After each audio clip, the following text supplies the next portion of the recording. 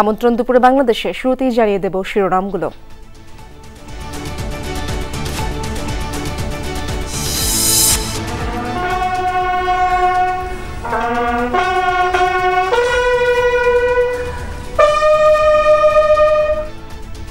স্মৃতির মিনারে জাতির শ্রেষ্ঠ সন্তানদের প্রতি রাষ্ট্রপতি ও প্রধান উপদেষ্টার বিনম্র শ্রদ্ধা, স্মরণ করা হলো মুক্তিযোদ্ধাদের আত্মত্যাগ।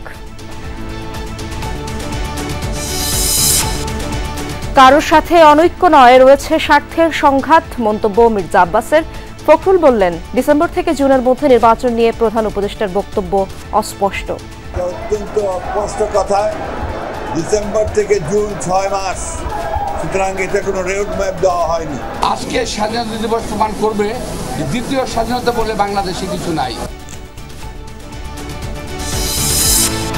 ক্ষমতায় বসার জন্য নির্বাচন চাপিয়ে দেওয়া হলে মানা হবে না, বললেন নাহিদ ইসলাম।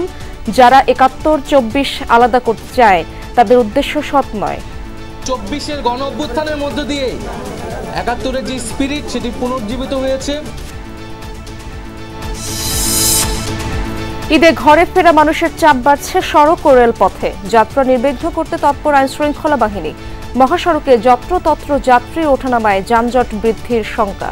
মোটামুটি চাপ আছে রাস্তায়, তবে এখনো ঈদের যে চাপটা আছে এখনো পড়ে। হালকা পাতলা তো জ্যাম থাকবে, ঈদের সিজন তো। প্যাসেঞ্জার মোটামুটি আল্লাহর রহমতে এখন কম, আল্লাহর রহমতে ২ একদিন পর আর কি বাড়বো। র্যাব পরিচয়ে ধানমন্ডির একটি ভবনে ডাকাত দলের হানা, পালানোর সময় ৪ জনকে আটক করেছে পুলিশ ও এলাকাবাসী।